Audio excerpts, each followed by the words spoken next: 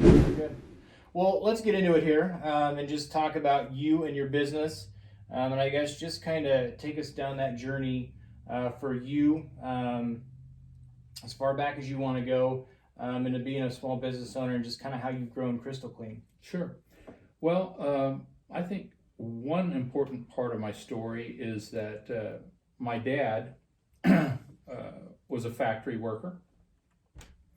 And that's what I started out in college, and then shortly after college, I worked at Eaton Corporation, several stints, and early in my adult life, I was working and just bought a house. And I was what they called temporary status, but I was only one person away from becoming permanent at Eaton. Which once you became permanent, you were pretty assured that you were going to have a long-term stint there. Sure. Well, right after I bought that house, because I thought, well, I'm so close, this is going to work, my foreman came up to me and said, hey, I have to hand you this. And it was a pink slip. And I thought to myself, I can't hold it against him. I was a very good worker for him. I worked very hard. My scrap counts were very low, tried to save the company as much as I could. But, you can't control your life much when you work for someone else. Right. And that was a very good thing that happened to me because it kind of set me on a different path. I says, I cannot continue doing that.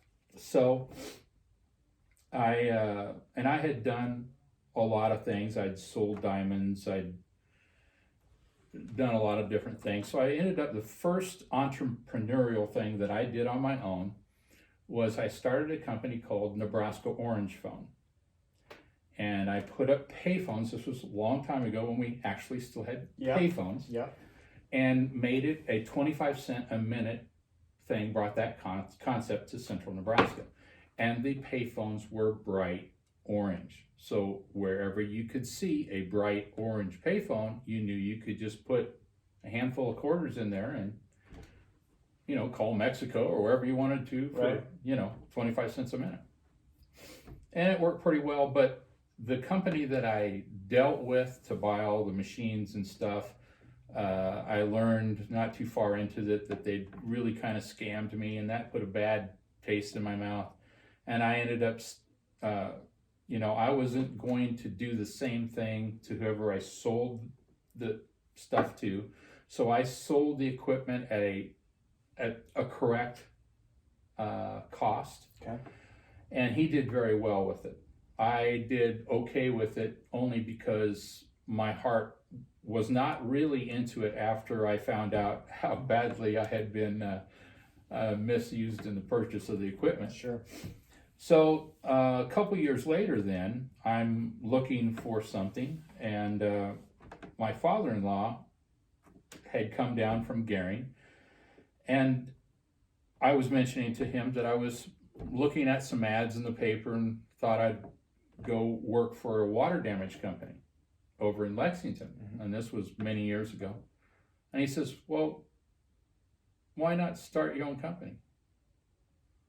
I says, well, I really hadn't thought about it. I already had a small company, but it didn't turn out as well as I had hoped.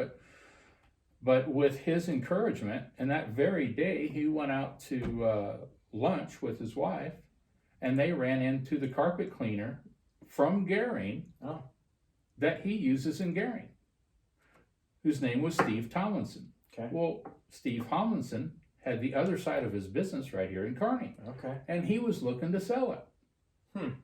So my father-in-law talked to him and said, I think I might have somebody that'd like to buy your business here. Yeah. And so wasn't too long after that, I spent 2 weeks training with Steve out in Gering, which is more training than most people get when they do carpet cleans for the first time.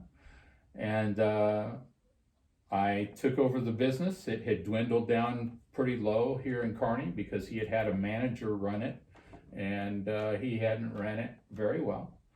But I took over the business, and we started growing from the get-go. And for the first 17 years, our sales just kept going up. And then we kind of plateaued during the Obama years. And then Trump came into office, and we started going up again. Yeah. So, that's kind of the short version of the history of how I became a business owner. And you know, I really enjoy what I do because, you know, how many different businesses are there that you can really be in somebody's home where they're comfortable? Sure.